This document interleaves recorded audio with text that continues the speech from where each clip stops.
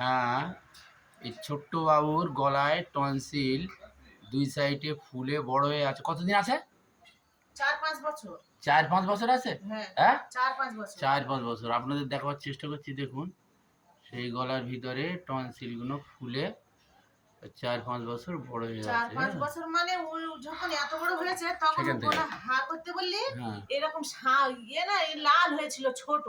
আচ্ছা মানে ঠিক আছে, ছোট লাল হয়ে থাকতো। আর হা করতে হবে না, থাক। এই বাচ্চার আমরা ওনার মা বা ওনার বাবা এনেছিলেন, যেটা আর কি আমার কাছে এই টনসিলের জন্য।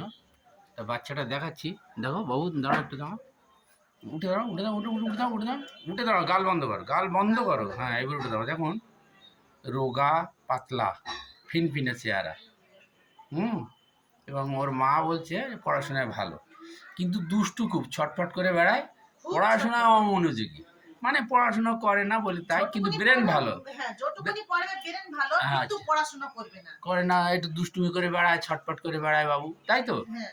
আচ্ছা, এছাড়াও আপনাদের ও আইসক্রিম খাওয়া পছন্দ করে, ঠান্ডা খুব পছন্দ করে।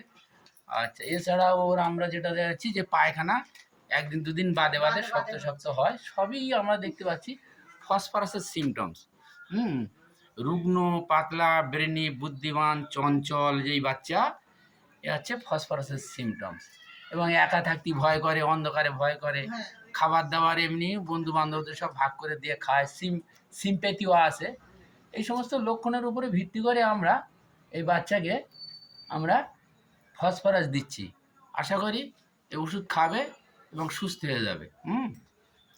ঠিক আছে, আপনারা আসবেন, ওষুধ খাবেন।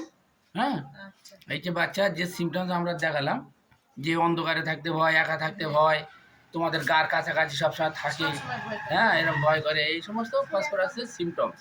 হ্যাঁ, ও এমনিতেই ঠান্ডা জিনিসপত্র আজকে, হ্যাঁ হ্যাঁ ঠিক আছে, দিনের বেলা তো চঞ্চল, ছটফটে বেড়ায়, ছটফট করে বেড়ায়। হ্যাঁ ঠিক আছে, ও খাক, পায়খানা 2-3 দিন অন্তরে কোষ্ঠকাঠিন্য হয়, এসব সব ফসফরাসের সিমটম আছে, ব্রেন বুদ্ধি ভালো আছে, সিম্পেথি আছে, হ্যাঁ এই সমস্ত, এবং গায়ে ঘামও হয়।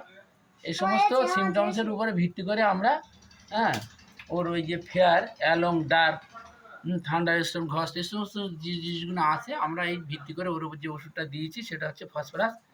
আশা করি বাবু ভালো হয়ে যাবে, সুস্থ হয়ে যাবে। হ্যাঁ বাবু, তুমি ওষুধ খাবে তো? হ্যাঁ ঠিক আছে, ঠিক আছে, ঠিক আছে। তাহলে আপনাদের বিষয়টা দেখালাম যে গলায় টনসিলের জন্য আমরা কেন টনসিলের কি ওষুধটা দিলাম, হ্যাঁ যে বাবুর আমরা ফসফরাস কেন দিলাম, আপনাদের সামনে তুলে ধরার চেষ্টা করলাম।